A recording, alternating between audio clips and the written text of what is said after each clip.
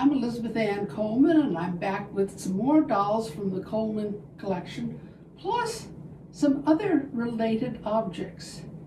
I'm sure that most of you as doll collectors have been introduced at one point or another to the wonderful Hubach figurines, frequently called piano babies, where heads that sometimes find themselves on Hubach dolls are also featured on pieces of figurines.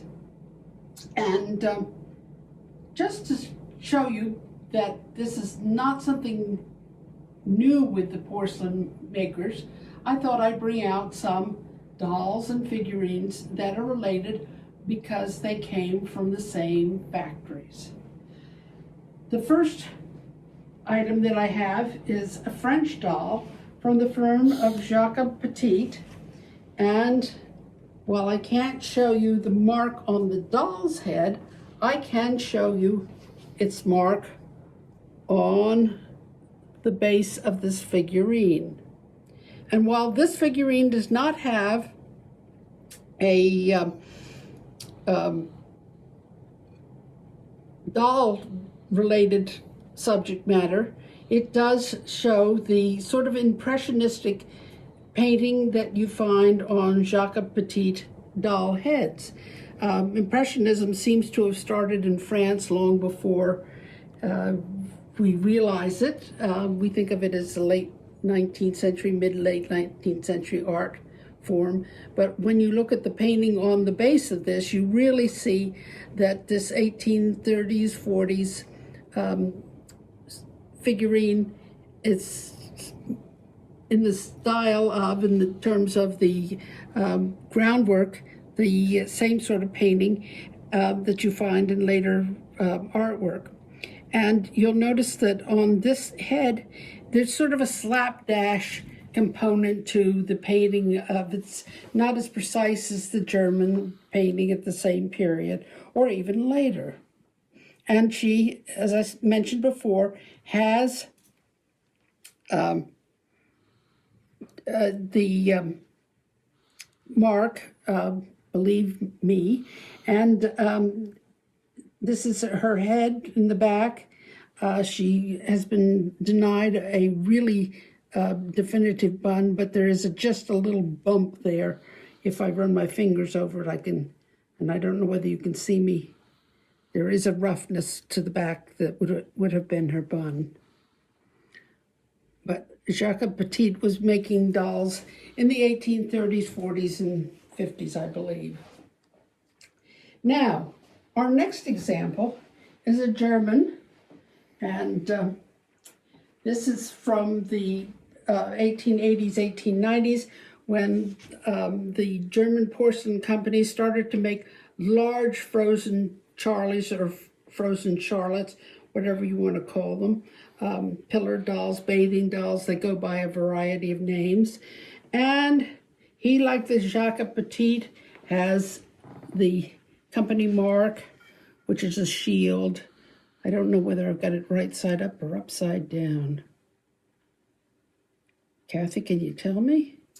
I think it's right side up. Yeah, it's a shield shape with cross hatching. And believe it or not, this baby is size 0, so we can only begin to imagine how much larger they're going to get. Now, the Conte and Bohème were making little figurines, and so a child might have gotten this for Christmas, but the child might have given its parents or its mother a little figurine with a doll like this. And again, this has the Conte and Bohème mark here. And this one, I think that's the direction for the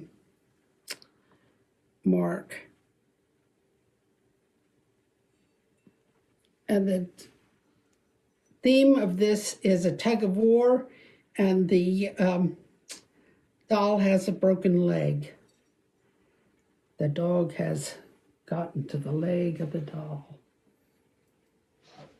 Now, while we don't know, because the firm George Borgfeldt and Company had a number of German porcelain companies working for them when they were producing the great Kewpie dolls.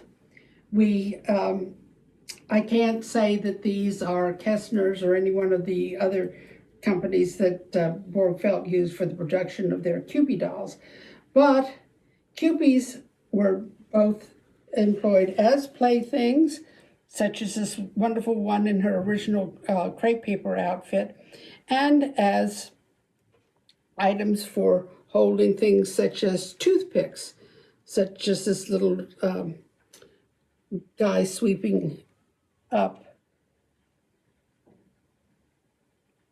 So there's two applications of the Kewpie in doll form,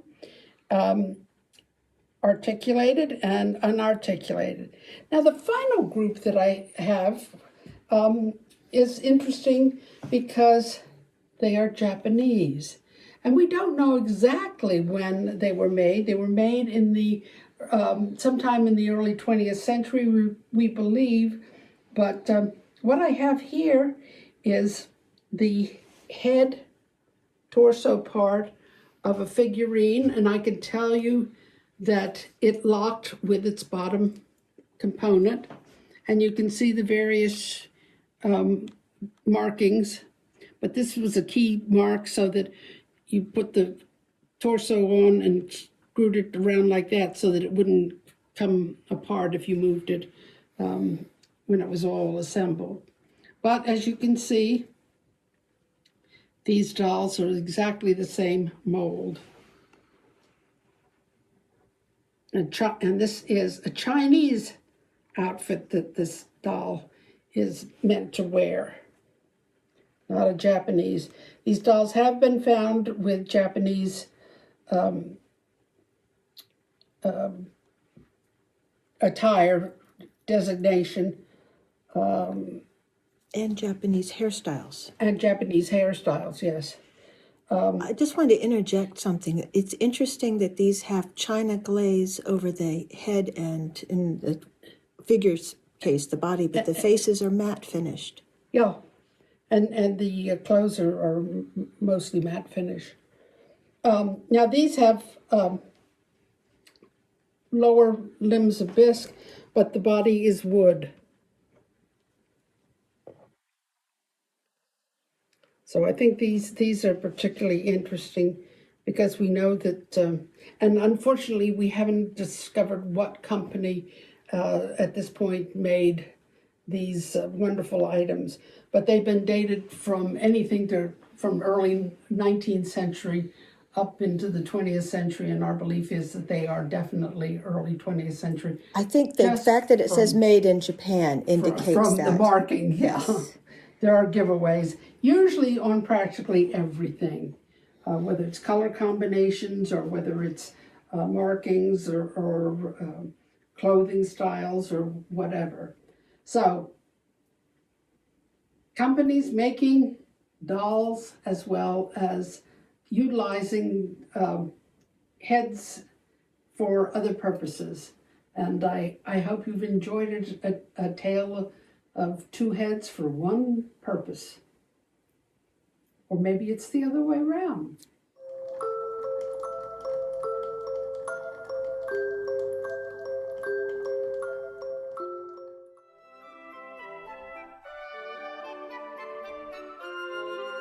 Remember to like, subscribe, and hit that notification button.